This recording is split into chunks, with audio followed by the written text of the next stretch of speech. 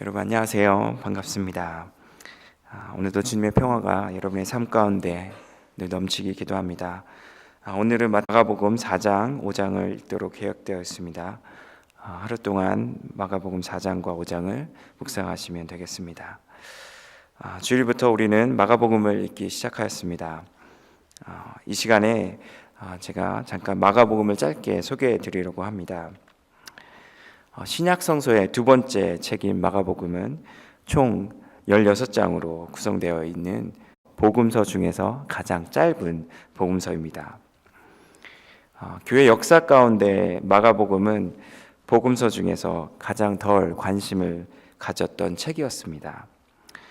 그 이유 중 하나가 마가복음은 마태복음을 축소한 책으로 생각했었고, 사람들의 관심을 가졌던 부분들이 다른 복음서에서보다 좀 결여됐다고 생각했었습니다.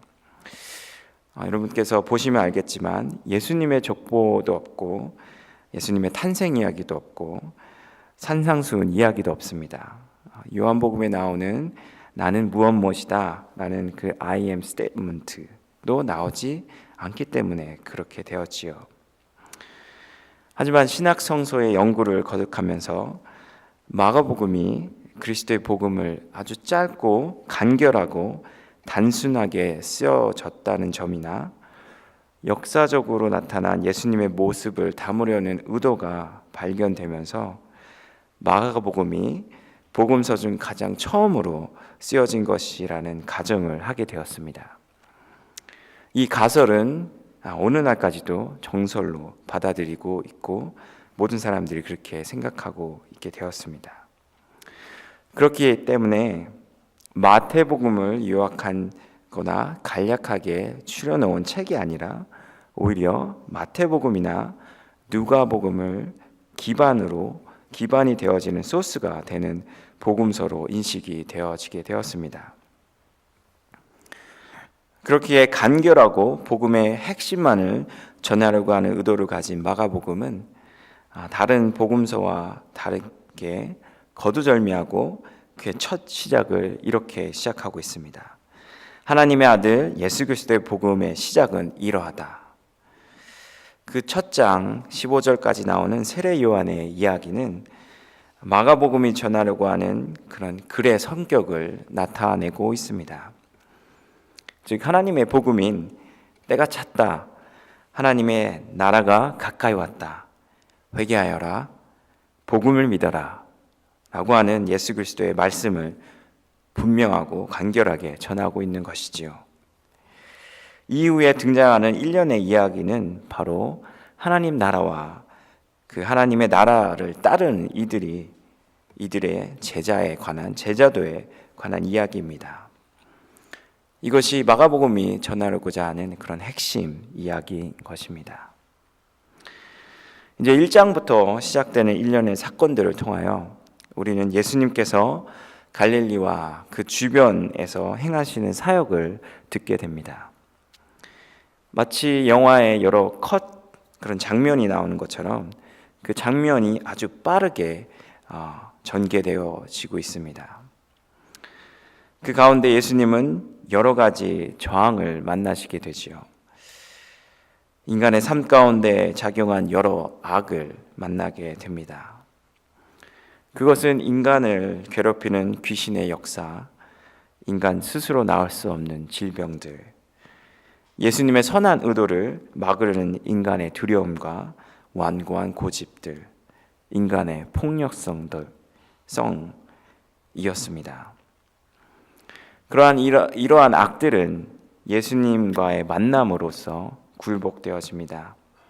예수님께서는 말로써 귀신을 내쫓으시고 손을 대고 또한 말로써 병을 치유하시며 회복시키셨습니다. 하나님의 나라를 선포하였고 가르치셨으며 인간들에게 해로운 정치적, 사회적, 종교적 관습과 구조에 도전하셨습니다. 그렇게 예수님의 말씀과 행동은 복음이 되어진 것이지요. 특별히 오늘 함께 읽은 4장의 말씀은 천국에 관한 비유의 말씀입니다. 너무나도 잘 알려진 말씀이지요. 첫 번째 비유는 씨 뿌린 자의 비유입니다. 씨 뿌린 자의 비유에서는 예수님의 말씀을 어떻게 받는지에 대한 이야기를 전하고 있습니다. 많은 이들이 예수님의 말씀을 거부하지만 어떤 이들, 즉 좋은 땅을 마음으로 가진 이들은 큰 결실을 맺게 된다라고 하는 것입니다. 그런데 이 비유를 들으면서 어떤 이에게는 비밀을 주시는데 어떤 이에게는 수수께끼로 남게 되는 것일까? 라는 그런 물음을 갖게 됩니다.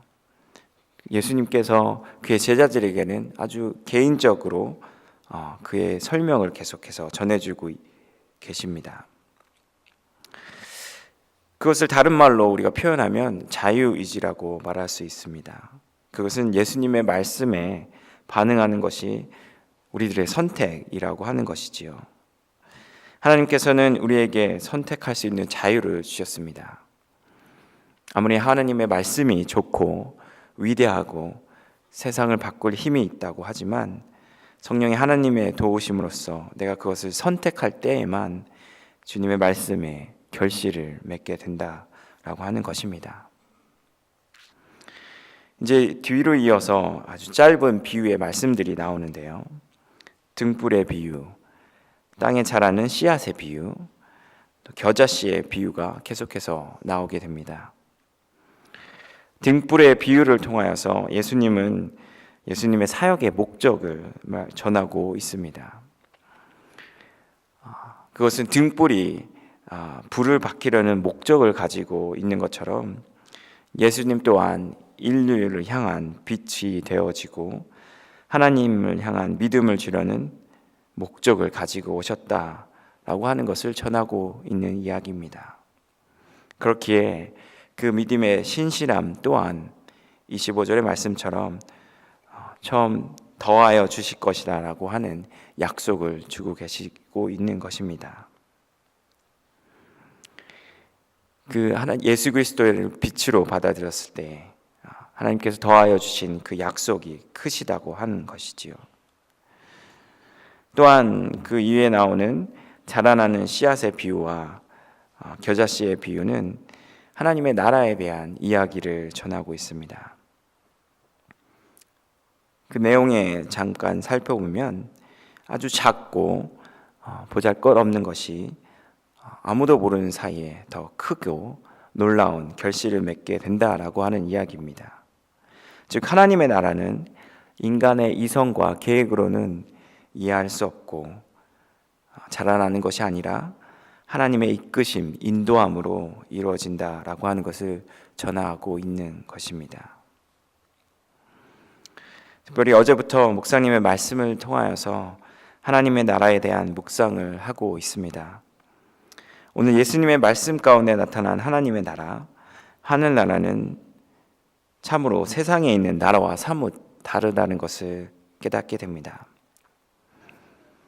이 세상에서 사람들은 어떤 크고 힘이 있는 것에 마음을 끌리게 되어 있지요. 특히 우리가 살고 있는 미국은 지난 세월 동안 경제대국 혹은 군사대국을 꿈꾸며 그것을 이루어 왔습니다. 긍정적이든 부정적이든 그 미국이란 나라가 이루어 놓았던 그런 최대 권력을 가지고 세상에서 그 권력을 사용해 왔습니다. 요즘 등장하는 대권 주자들도 이런 꿈을 다시금 국민들에게 불어넣고 있는 것만 같습니다. 그렇기에 세상에서는 인간은 아주 자연스럽게 작은 것들에 대한 효용성을 의심하게 되었습니다. 아니 그 작은 것이 무엇을 하겠어?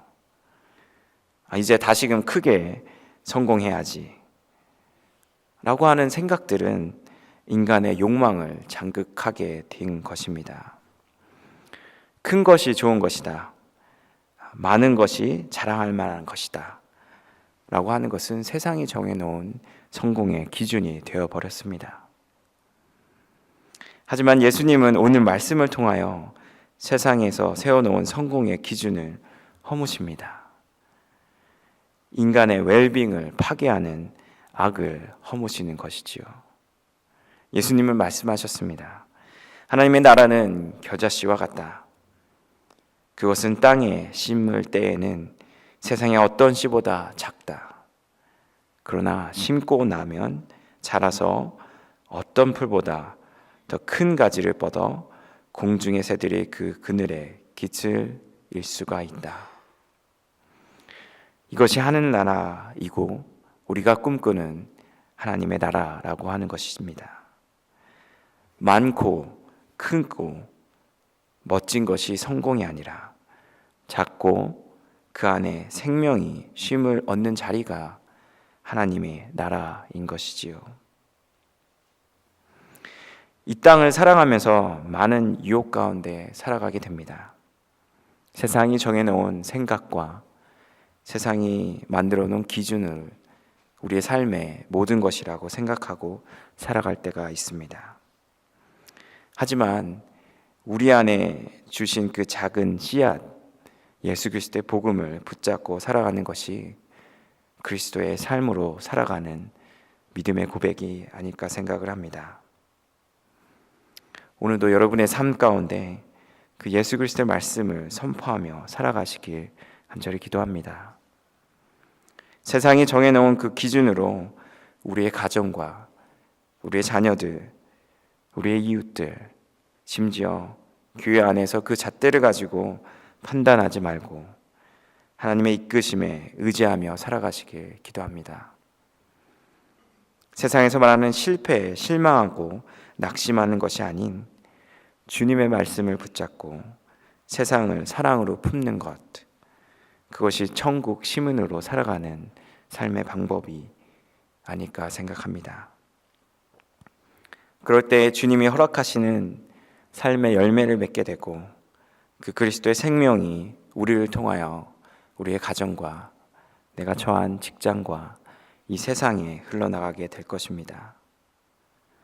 오늘도 주님께서는 우리에게 하늘나라를 살아가라, 예수 그리스도를 제자로 살아가라 라고 말씀하고 계십니다. 오늘도 그런 천국 시민으로서 예수 그리스도를 따르는 모든 주님의 사랑하는 백성들이 되길 간절히 기도합니다.